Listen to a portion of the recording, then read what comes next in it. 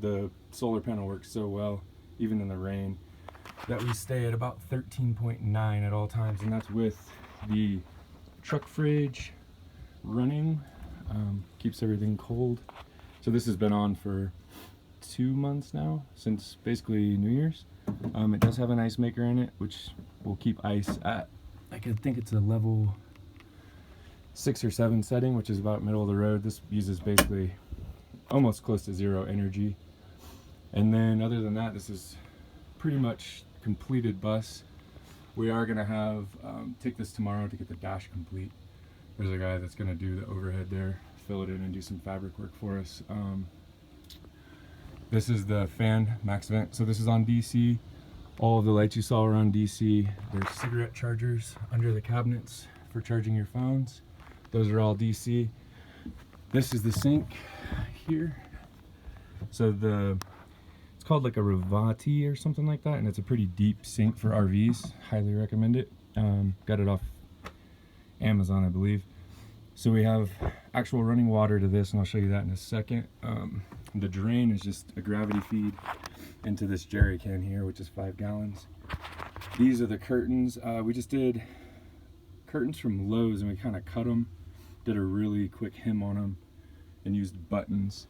So you'll see there's a button there and a button there, so each window gets a blackout curtain when we go to bed at night. And we have a bike rack on the back of the bus, which you can't see, but that's what those 2 bolts there and there are. And then we'll go outside and I'll show you the back with the shower and the propane.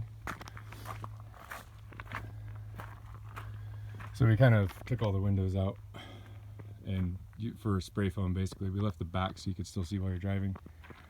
So we have a tankless water heater that hooks up to a gas line, which is under here. I'll show you the whole bumper. So we have 2 truck boxes. Again, my uncle and I bolted the truck boxes on, and then we did cedar decking on top of it. And then this was just kind of some leftover space here, which works out for wetsuits or firewood or whatever you have for camping. This is a quick release gas line, and I'll show you where that comes from so it makes sense.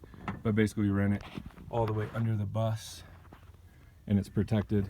This will either quick connect into here, so right to here, or we have a gas grill, which is right here. It's a low pressure system with the same connection on it. Inside here, you'll see the water line runs all the way along. So that's for the shower. We have a pump.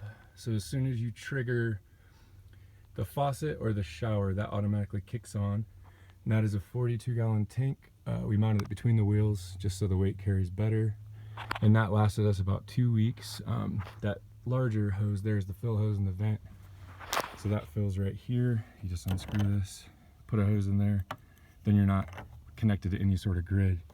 So you can be off grid. The bike rack is like a traditional bike rack that goes on top of a car. And then we just mount the bikes. You take the front tire off, hook it up here. We did these just peace of mind so no one can steal them, but also in case they were to fall off or something, they wouldn't actually fall. That stays tight. And again, you can see the cedar deck runs the full length.